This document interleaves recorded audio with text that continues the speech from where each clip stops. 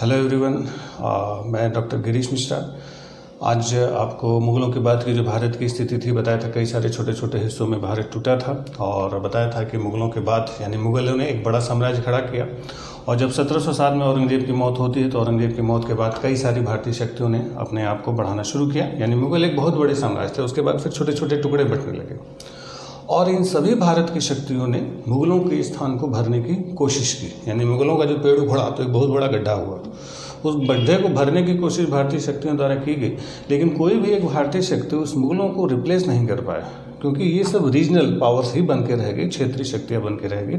इसमें सबसे ज़्यादा कोशिश की थी मराठों ने, और मराठों ने सबसे बड़े हिस्से पर कंट्रोल किया। लेकिन मराठों की जो पॉलिसी थी, जो चौर सरदेशमुखी वसूलते थे, मनमाना ढंग से सभी भारतीय शक्तियों को लूटते थे, हिंदुओं मुसलमानों, तो इसकी वजह से भारतीय शक्तियाँ उनसे नाराज़ हो चुकी थी। और 1761 के पानीपत की तीसरी लड़ाई, ये सब पिछले वीडियोज़ में आपको बता चुके हैं, उसने मराठों की प्रतिष्ठा को धक्का लगा दिया और मराठे के केंद्रीय राजनीति से फिर दूर हो गए। पंजाब रियासत अच्छी स्थिति में थी महाराजा रणजीत सिंह के नेतृत्व में, लेकिन पंजाब ने भी रणजीत सिंह ने अंग्रेज़ों से सीधी टक्कर लेने के बजाय वो बुरे वक्त को टालते रहे थे, इसलिए वो भी बड़ी शक्ति नहीं बन पाया। मैसूर जो साउथ की एक बड़ी ताकत उभर रही थी, इसको अंग्रेज़ों ने बहुत लंबी लड़ाई लड़ी। बताया था आपको पिछले वीडियो में 4 आंग्ल मैसूर युद्ध लड़े गए थे, मैसूर को हराया गया। निज़ाम मैसूर और मराठों के बीच में एक शक्ति थे निज़ाम की, तो निज़ाम लगातार उलझे रहे मराठा, मैसूर और अंग्रेज़ों से, और अंग्रेज भी अब धीरे धीरे आ रहे थे। और उधर अवध और बंगाल भी मुग़लों से अलग हो चुके थे, यानी सब अलग अलग हो चुके थे, यानी एक जो व्यवस्था थी वो टूट चुकी थी, लेकिन फिर से एक नहीं हो पा रहे थे, क्योंकि इनमें आपस में भी क्लैश होता था। मराठों की लड़ाई निज़ाम से होती थी, निज़ाम की लड़ाई मैसूर से होती थी, मैसूर की लड़ाई निज़ाम से होती थी, मैसूर की लड़ाई मराठों से होती थी, मराठे बंगाल पर हमला करते थे, मराठे अवध पर हमला करते थे, तो सबकी आपस में झगड़ा होता था। तो इस वजह से कोई एक भारतीय शक्ति इन सारी चीज़ों को एक साथ संभाल नहीं पाई। तो पिछले वीडियोज़ में आपको मैसूर, मराठा, पंजाब वगैरह के बारे में बता चुके थे। आज हम लोग बात करेंगे अवध की। अवध जो रियासत थी, अवध जो राज्य था, रियासत क्या, एक राज्य कह लीजिए। अवध जब आपको बताया कि जब औरंगज़ेब की मौत के बाद जब उत्तरवर्ती मुग़ल बादशाह जब बनने शुरू हुए, तो जब मोहम्मद शाह रंगीला बादशाह बना था, तो उसके समय तक अवध जो था वो अपनी स्वतंत्र स्थिति को प्राप्त कर चुका था। और इस अवध का जो अलग संस्थापक था, जो फाउंडर था, वो माना जाता है सआदत खां। सआदत खां 1722 1722 से 1739 तक, इसी को माना जाता है कि यही फाउंडर था, यही संस्थापक था अलग से अवध की। और अवध की स्थिति क्योंकि बंगाल और दिल्ली के बीच वाले थे, तो इसलिए, और इधर मराठों की भी सीमा इनसे लग रही थी, तो अवध को अंग्रेज बंगाल पर कब्जे के बाद एक बफर स्टेट के रूप में देख रहे थे। यानी अवध पर कंट्रोल बना के रखना था, अवध को सीधे कब्जा नहीं करना था। तो अवध को अंग्रेजों ने एक बफर स्टेट के तरीके से रखा हुआ था, लेकिन बाद में अंग्रेज बहुत लंबे समय तक इसको अलग नहीं देख पाए और इस पर कब्जा कर लिया। अब कैसे क्या हुआ, इस पर आज चर्चा करते हैं। तो बताया कि सआदत खां ने अलग अवध की नींव डाली, और इसने जो अवध की राजधानी रखी थी वो फैज़ाबाद, यानी अवध की राजधानी पहले क्या रखी गई थी, फैज़ाबाद। और एक देखने की बात और थी कि ये जो अवध के नवाब जो था सआदत खां, ये शिया थे। अवध वाले जो थे वो निशापुर के शिया थे सारे। ज़्यादातर आपको बताया कि हालांकि भारत में जो उत्तर भारत में शासन रहा वो सुन्नियों का था, सुन्नी मुसलमान ज़्यादातर थे, मुग़ल भी सुन्नी थे, लेकिन जो अवध वाले नवाब लोग थे ये शिया थे। और शिया में जैसे दिल्ली सल्तनत में सैयद डायनेस्टी जो हम लोग देखते हैं, तो वो सैयदों का ही एक वंशज था। इसको 1722 में 1722 में इसको सूबेदार बनाया गया था अवध का, मोहम्मद शाह रंगीला ने इसको बनाया था, और इसको टाइटल दी गई थी बुरहानुल मुल्क की। ठीक, अब ये जो बुरहानुल मुल्क था वो मोहम्मद शाह रंगीला के समय अवध का सूबेदार बना, लेकिन धीरे धीरे उसने अपनी ताकत बढ़ा ली और बस नाम मात्र का वो मुग़लों के अधीन था। मतलब कि था वो मुग़ल बादशाह के अंडर में, लेकिन कोई टैक्स वगैरह कुछ नहीं देता था, अपने हिसाब से उसने अवध की व्यवस्था अलग से रखी थी। लिबरल शासक था, हिंदू मुसलमानों में ज़्यादा भेदभाव नहीं करता था। लेकिन जब 1739 में 1739 में जब दिल्ली पर नादिर शाह का हमला हुआ था, आपको बताया था नादिर शाह ने अटैक किया, तो जब 1739 में नादिर शाह ने दिल्ली पर हमला किया और करनाल की लड़ाई हुई, तो मुग़ल बादशाह ने निज़ाम को और अवध के नवाब सआदत खां दोनों को मदद के लिए बुलाया था। तो सआदत खां जो था वो करनाल की लड़ाई जो हुई थी नादिर शाह के खिलाफ। तो करनाल की लड़ाई में बहुत ज़ोरदार उसने लड़ाई लड़ी और बहुत वीरतापूर्वक सआदत खान ने युद्ध लड़ा था, लेकिन हार गया था करनाल के युद्ध और इसको कैद कर लिया गया।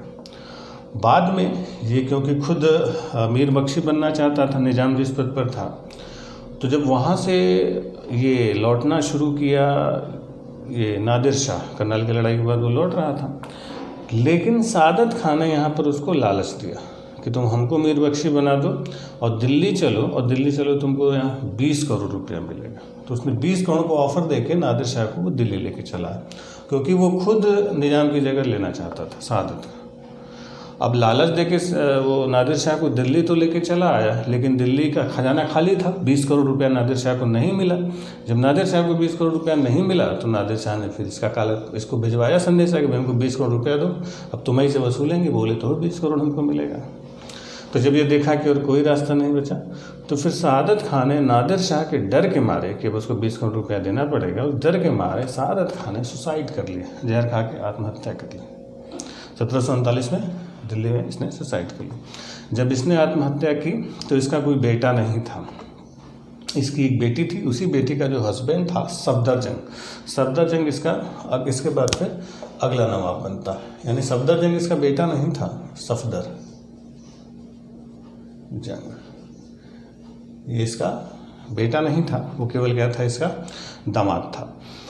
और हालांकि इसका भतीजा भी था और दामाद भी था। इसका जो टाइम पीरियड है 1739 टू 1754। सफदरजंग भी बहुत काबिल था, योग्य था, और इसको 1748 में मुग़ल बादशाह ने वजीर की घोषणा कर दी कि इसको, यानी अब इसको सफदरजंग को क्या बना दिया गया, मुग़ल बादशाह का वजीर बना दिया गया। इसके बाद यानी जब इसको वजीर बनाया गया तो इसके बाद जितने भी अवध के नवाब के सक्सेसर थे उन सबों को नवाब वजीर कहा जाता था, ठीक है। और इसी ने इलाहाबाद का इसी को जो मुग़ल बादशाह ने इलाहाबाद इसको गिफ्ट कर दिया था, ठीक। इसी ने जो बंगश पठान थे उन सबों से लड़ाई लड़ी। उन सबों से लड़ाई लड़ने के लिए इसने क्या किया कि मराठा और जाटों से सहायता मांगी। तो मराठों ने इसको सहायता दी थी और उस सहायता के बदले में इसको 25,000 रुपये डेली मराठों को देना पड़ता था और जाटों को 15,000 रुपया। तो उस 15,000 और 25,000 यानी लगभग 40,000 रुपये डेली इसका खर्चा था और इसी से उसने नवाब बंगशों को पराजित किया, ठीक। इसने पेशवा को 50 लाख के बदले में दिल्ली के राजनीति में इंटरफेयर करने के लिए 50 लाख के बदले में मदद का पेशकश किया था। पेशवा पहले माना, लेकिन फिर दिल्ली की राजनीति में पेशवा उलट गया, ठीक। हालांकि इसने अपने यहाँ जितनी भी नियुक्तियाँ की अपने शासनकाल में, इसने कोई हिंदू मुसलमान में बहुत ज़्यादा भेदभाव नहीं किया। इसके बाद जो अगला मुग़ल बादशाह बना शुजाउद्दौला का नाम हमारे इतिहास में कई बार आता है, बहुत प्रमुखता से आता है, क्योंकि ये शुजाउद्दौला ने कई सारी जगहों पर अपनी जो भूमिका थी वो दिखाई थी। इसका जो टाइम पीरियड था जब ये मरा 1754 में, 1754 टू 1775। तो जो शुजाउद्दौला था थोड़ा सा चालाक था, चालाकी की कोशिश करता था, मराठों से इसकी बनती नहीं थी। और इसने जब, हालांकि मुग़ल बादशाह का इसने सपोर्ट किया था, जब मुग़ल बादशाह शाह आलम सेकंड को दिल्ली से भगा दिया गया था तो इसने शाह आलम सेकंड का सपोर्ट किया और लखनऊ में शाह आलम सेकंड का स्वागत भी किया।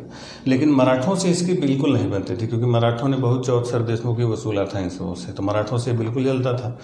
तो जब 1761 में पानीपत के युद्ध में, यानी जब पानीपत के युद्ध में अहमद शाह अब्दाली ने हमला किया तो इसने मराठों से जलन की वजह से मराठों का साथ न देके अहमद शाह अब्दाली का साथ दिया था। तो इसी वजह से मराठे पराजित हुए, क्योंकि मराठों का किसी भारतीय शक्ति ने मदद नहीं की। इवन अवध भी था, अवध भारतीय ही शक्ति था, लेकिन वो मराठों से इतना तंग आ चुका था कि इसने पानीपत के मैदान में भाग तो लिया, लेकिन किसी भारतीय शक्ति का सहयोग इसने नहीं किया, अफगानों का इसने सहयोग किया, ठीक। इसी ने मुग़ल बादशाह जो शाह आलम सेकंड था और बंगाल के नवाब जो थे मीर कासिम, उसके साथ मिलके 1764 में एक लड़ाई लड़ी थी 1764, बक्सर का युद्ध, बैटल ऑफ बक्सर। तो इस बक्सर के युद्ध में यही था, शुजाउद्दौला, शाह आलम सेकंड और मीर कासिम जो था बंगाल का नवाब। इन तीनों भारतीय शक्तियों ने मिलकर अंग्रेज़ों को हराने की कोशिश की, लेकिन तब तक अंग्रेज़ भारी पड़ चुके थे और बक्सर की लड़ाई में अंग्रेज़ों ने इसको हरा दिया। और इसी लड़ाई के बाद 1765 में 1765 में इलाहाबाद की संधि होती है, ट्रीटी ऑफ इलाहाबाद।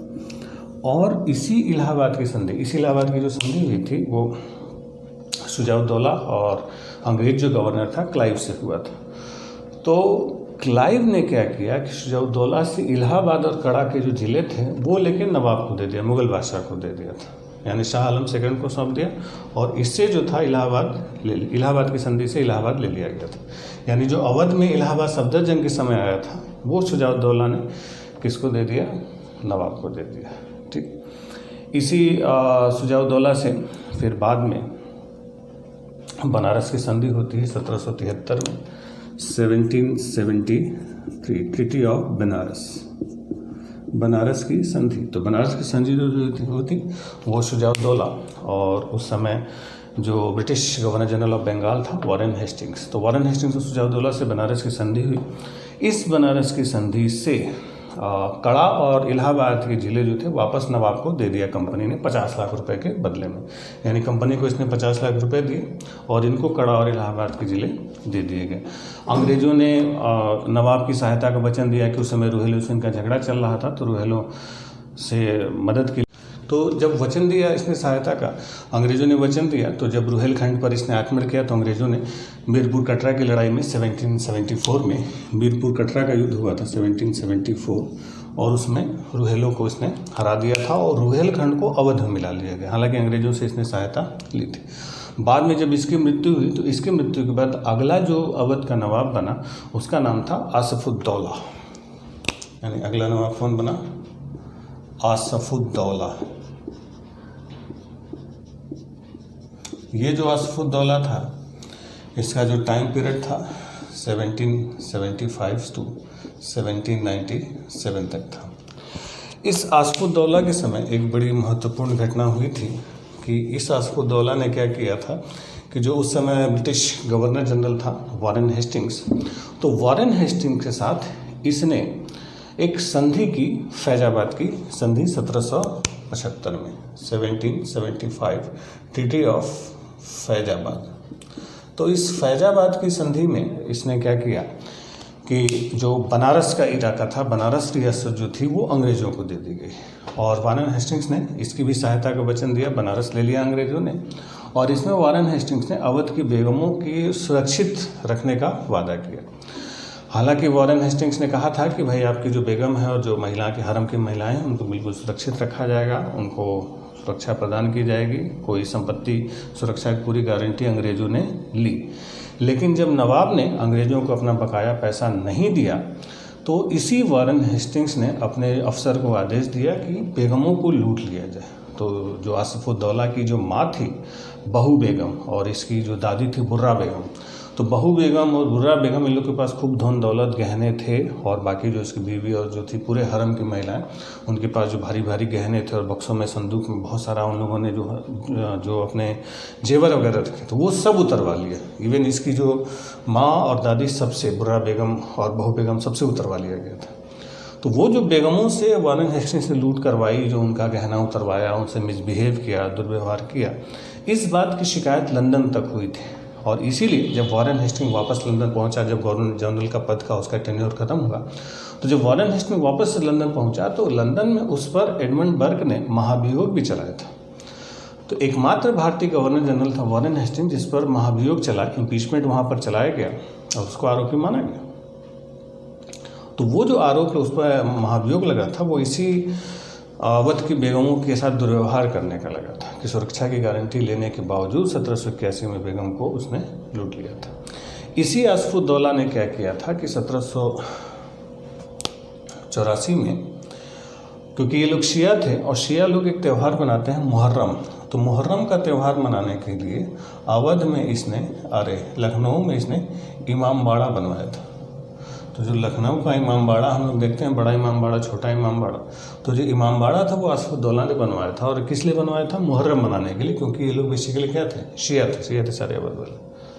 और इसी ने क्या किया था कि जो अपनी राजधानी, आपको बताया था कि सआदत खान ने राजधानी जो थी फैजाबाद बनाई थी, इसने अवध की जो राजधानी थी वो लखनऊ शिफ्ट कर दी। तो अवध की राजधानी लखनऊ किसने बनाया था? वो आसफुद्दौला ने शिफ्ट कर दिया था। ठीक है, तो अवध को राजधानी बनाई, इसने भी बहुत संयत होकर सारा काम किया था। इसके बाद फिर इसके जो नवाब थे, उसके जो उत्तराधिकारी थे, नवाब वजीर अली बना। वजीर अली कुछ खास नहीं था। उसके बाद जो सआदत अली था, तो जो सआदत अली था 1798 से 1819 तक था, उसी सआदत अली ने 1801 में 1801 में अंग्रेज़ों से सहायक संधि कर ली। वेलेस्ली जो उस समय गवर्नर जनरल था, उसने सहायक संधि यानी सब्सिडरी अलायंस किया, और उस सहायक संधि की वजह से अंग्रेज जो थे वो अब अवध में एक ब्रिटिश रेजिडेंट रखना स्वीकार करते हैं, और एक तरीके से अवध पूरा, यानी अब तक जो दोहन कर रहे थे, अवध पूरी तरीके से अंग्रेज़ों के कंट्रोल में आ गया। अभी अंग्रेज़ों ने, क्योंकि जो अली था, सआदत अली खां, उसने बहुत कोई संघर्ष नहीं किया। उसने, अंग्रेज़ों ने समझौता भेजा, उसको सीधे से स्वीकार कर लिया। तो अंग्रेज़ों को अवध से कोई संघर्ष नहीं करना पड़ा। सहायक संधि स्वीकार कर लिया 1801 में अवध ने। इसके बाद एक दो और छोटे छोटे नवाब बने, गाज़ी-उद-दौला हैदर बना। फिर जो अंतिम नवाब था, नवाब वाजिद अली शाह, यानी अवध के अंतिम नवाब कौन था? नवाब वाजिद अली। इसके बीच में एक दो और थे, वो कोई बहुत महत्वपूर्ण नहीं थे। अब ये जो नवाब वाजिद अली शाह था, ये अवध का अंतिम नवाब था। इसका जो इंटरेस्ट था वो शासन प्रशासन की तरफ बिल्कुल भी नहीं था। ये सांस्कृतिक गतिविधियों में ज़्यादा रुचि रखता था। इसका जो टाइम पीरियड था 1847 टू 1856, 1847 से 1856 तक था। अब ये जो वाजिद अली शाह था, इन्हीं की वाइफ थी बेगम हजरत महल।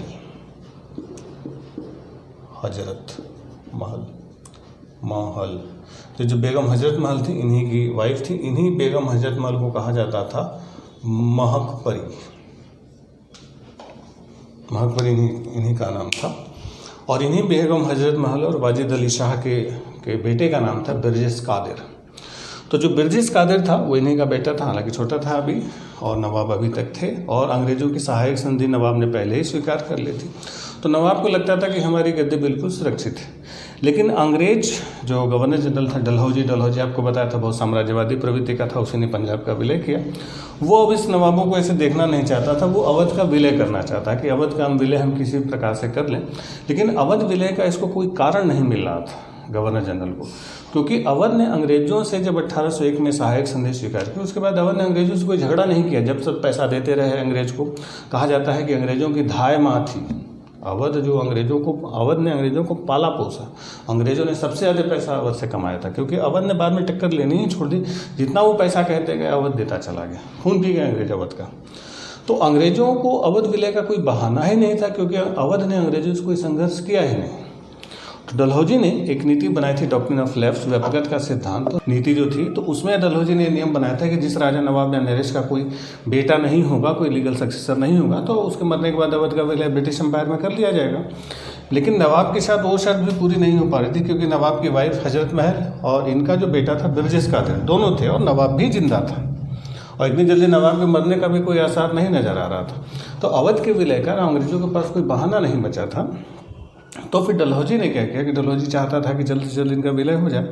तो डलहौजी ने एक अपने अफसर को, आउटरम को भेजा वहाँ पर कि अवध के शासन प्रशासन की जांच पड़ताल करके एक रिपोर्ट दी जाए, जिससे कि पता चले कि भाई अवध की क्या पोजीशन है, अवध को विलय किया जाए या नहीं किया जाए। तो उसी में उसने आउटरम को भेजा, और जेम्स आउटरम ने जाके वहाँ पर डलहौजी को रिपोर्ट दी कि भाई अवध का शासन प्रशासन बिल्कुल सड़ चुका है, और कोई बहाना इनके पास था नहीं। तो वही खराब प्रशासन या कुप्रशासन या बैड एडमिनिस्ट्रेशन का बहाना निकाला गया, और उसी कुप्रशासन के आधार पर जो आउटरम में 1854 में रिपोर्ट लगाई, और उसी आउटरम की रिपोर्ट को बेस बनाते हुए, यानी आउटरम जो अफसर था, आउटरम की रिपोर्ट को आधार बनाते हुए डलहौजी ने 1856 में अवध का विलय ब्रिटिश साम्राज्य में करने की घोषणा कर दी कि अवध का विलय ब्रिटिश एम्पायर में कर दिया जाएगा।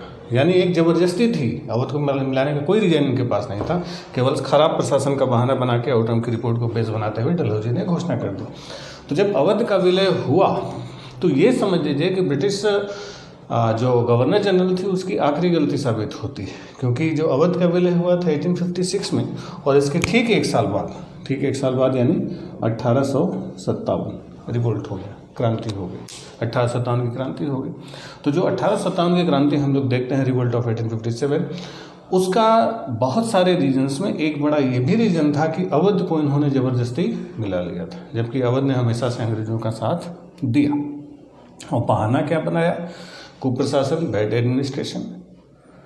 हालांकि अवध का जो नवाब था, नवाब वाजिद अली शाह, वो था भी इसी लायक क्योंकि इसका जो अपना इंटरेस्ट हुआ करता था वो केवल नाचने गाने में ये रुचि रखता था।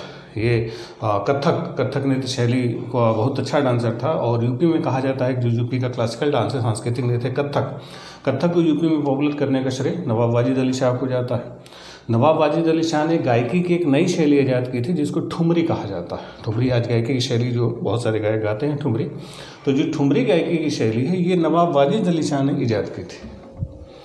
अब नवाब कथक ठुमरी में लगा रहता था, तो जब नवाब ही कथक ठुमरी में लगा रहेगा तो शासन प्रशासन बिल्कुल ख़राब हो चुका था, बिल्कुल सड़ चुका था। अवध में कोई एक दूसरे की सुनता ही नहीं था, अफसर कोई काम ही नहीं करते थे, तो प्रशासन खराब था, ये बिल्कुल सही बात थी।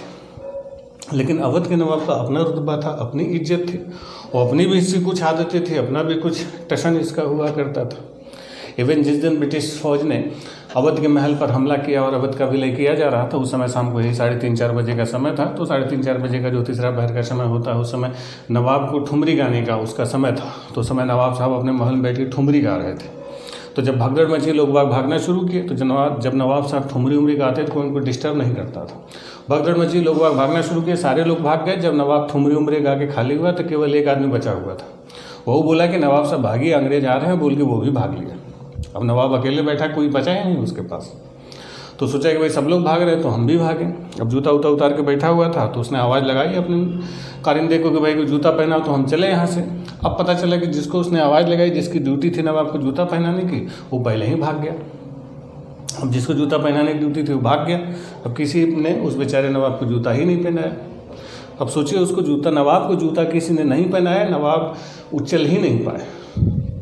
सामने टेबल पर गुलाब का फूल रखा हुआ था। नवाब को आदत थी कि बिना गुलाब का फूल लिए हुए एक कदम नहीं चलते थे। तो उन्होंने आवाज़ लगाई कि यार कोई गुलाब का फूल तो दे दो ताकि हम अपना चले यहाँ से। तो जिसको फूल देने की ड्यूटी दी गई थी वो भी भाग चुका था पहले ही।